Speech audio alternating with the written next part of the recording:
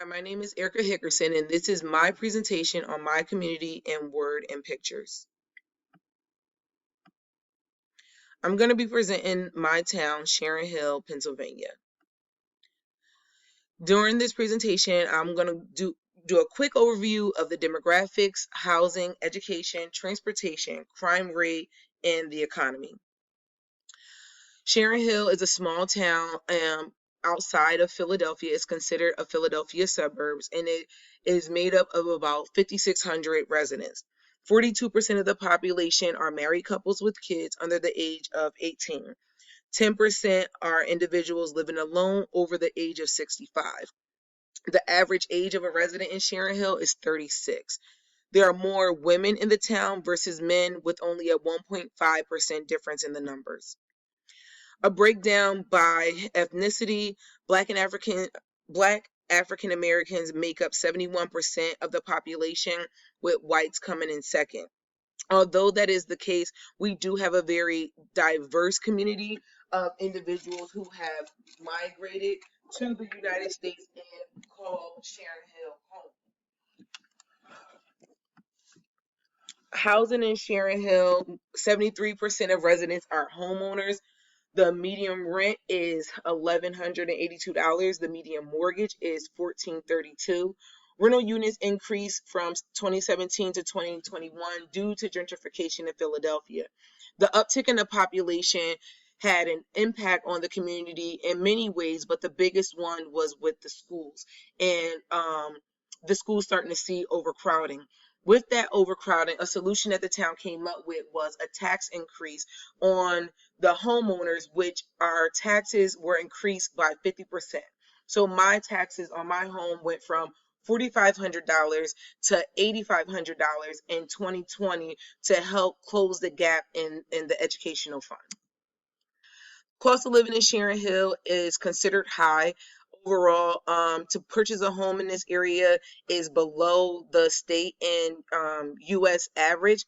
However, transportation, utilities, groceries, and health costs are relatively high, and for me, I think that's only based really solely based on the commute. You have to commute pretty much everywhere if you want to get quality health care, if you want to access work, school, things of that nature. When it comes to, and even with groceries are close by, but the cost of groceries are relatively high in the area.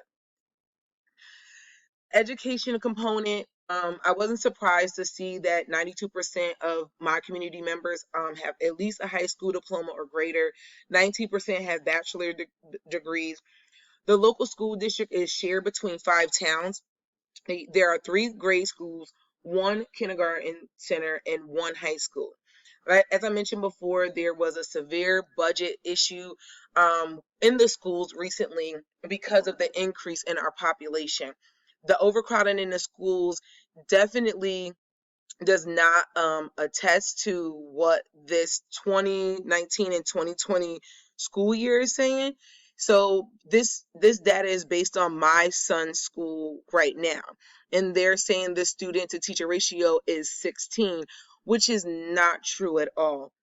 On average, his classroom size is anywhere from 28 to 30 kids, and that has been causing a huge problem with the quality of education and the teachers being able to keep up with the performance of the students. African Americans make up a huge chunk of the enrollment at 522 students at this particular school. Transportation: travel time for most residents to work and medical appointments is about 30 minutes by car and bus. SEPTA runs the local transportation system. The town has 4 major bus stops, and the trolley pictured to the right is for folks going into the city for school or work. Amtrak runs directly through our town, but they only have 1 daily stop for people traveling south only. There are only 2 major roads to gain immediate access to Sharon Hill from Philadelphia, and that's US 13 or 84th Street. You cannot access this town from Philadelphia without going through multiple towns if you come the back way. Our economy, Sharon Hill unemployment rate is 7.1%, which is higher than the U.S. average.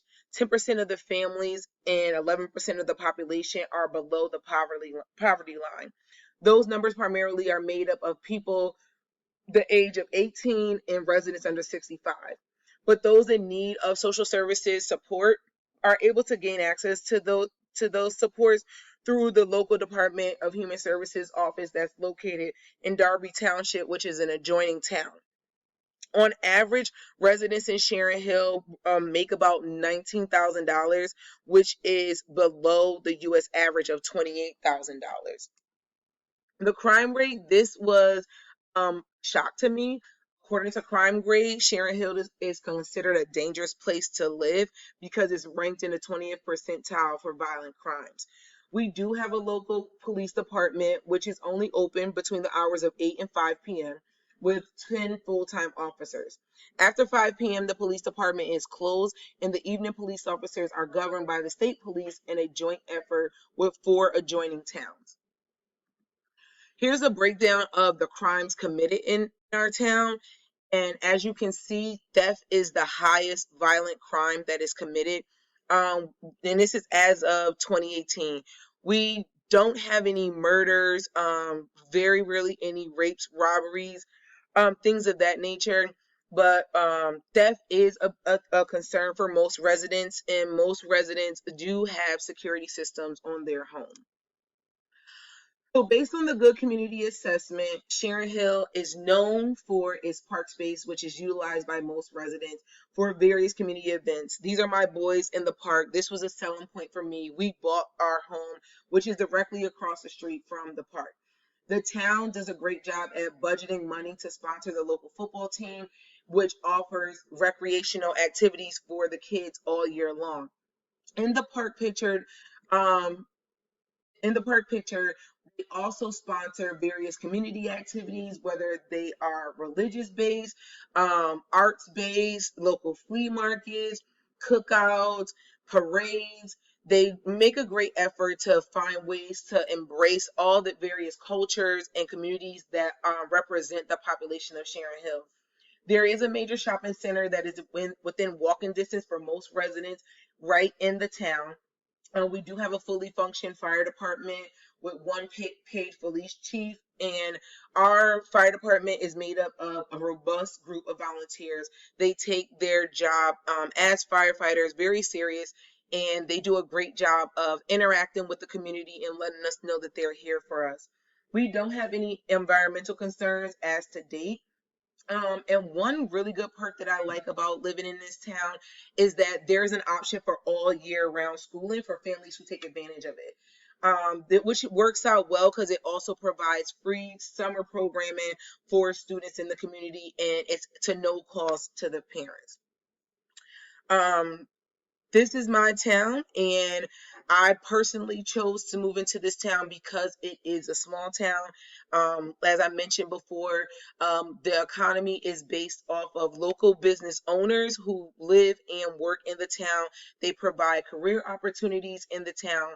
We have access to mental health services, addiction services, right locally in the town. And we also have a access to a pharmacy. We have a bank in our town.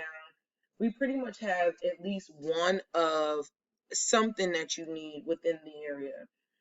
According to niche.com, Sharon Hill scored a B on the good community score rating, which means that it's good for families. And my family in particular, we enjoy living in this town. It has been a source of community that we didn't think that we would enjoy because it was a small town. My husband is from Philadelphia, and he was a little leery about moving here, but our boys have thrived in this community. So I'm a proud member of this community, and I'm very active in the things that go on here. Here is my reference page. These are the websites that I use to do my research.